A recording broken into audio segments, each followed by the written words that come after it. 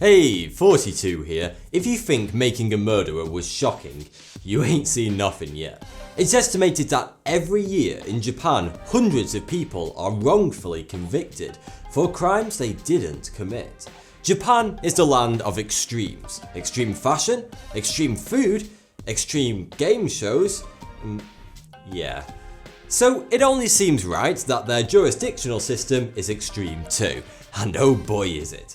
Japan boasts an unbelievably high conviction rate of 99.8% compared to America's 88%. But take this figure with a pinch of pickled ginger, because you won't believe the lengths Japanese authorities will go to keep that figure so high.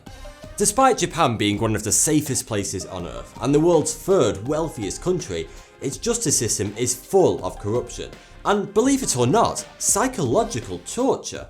And no, they don't force people to listen to J-pop for days on end whilst force-feeding Shirako to them. Don't Google that.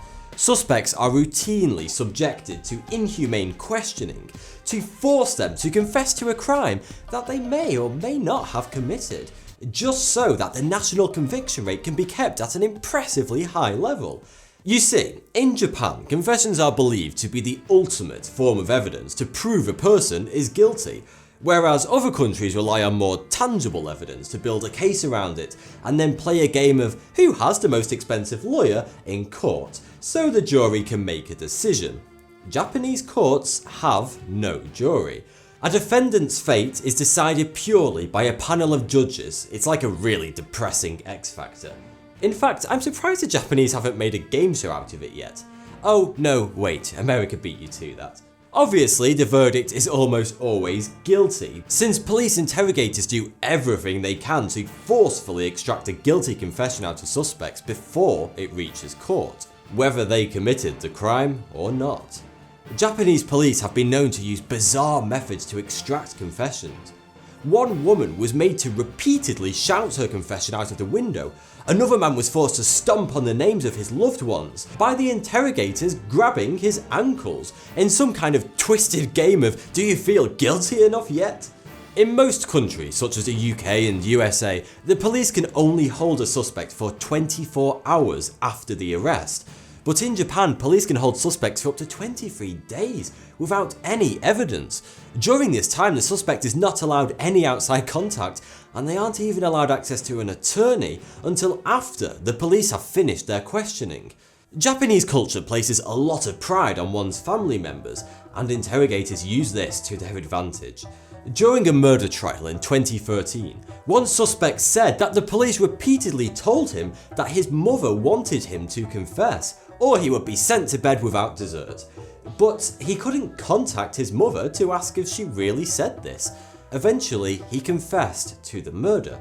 He later said he was interrogated non-stop for 5 consecutive days, both day and night. He spent 29 years in jail for the murder, which it turned out he didn't commit. Despite confessing to it, he managed to prove his innocence during a retrial later in his life.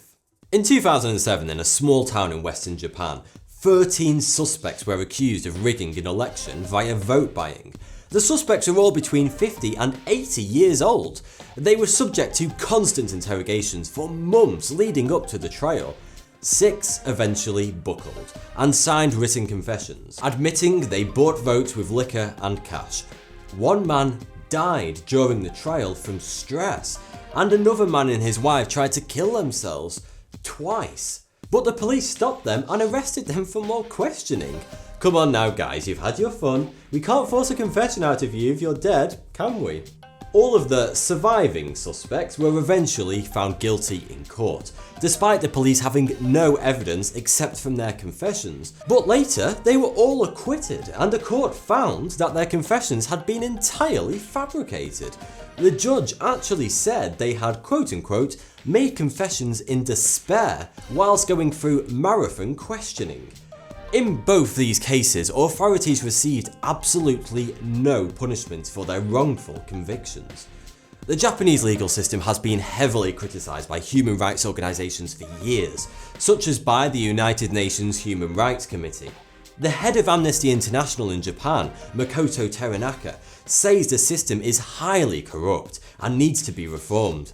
He insists that suspects are subjected to intense psychological torture, and he says Japan is not a society where you have fair trials. Things are improving though. Some areas of Japan have recently introduced a US-style jury system, although maybe this is not such a good idea after all.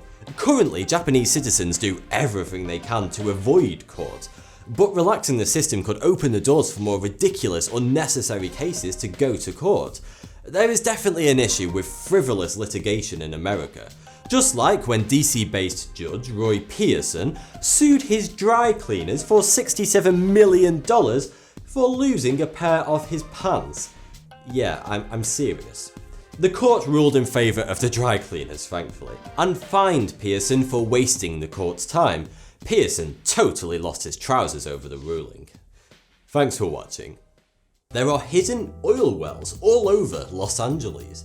These secret oil wells are hidden right in plain sight. Some are next to schools and shopping malls. He had simply gotten drunk at a local pub and was walking home past a palace at 7 AM when he decided to go for a stroll through the halls of possibly the world's most famous residence.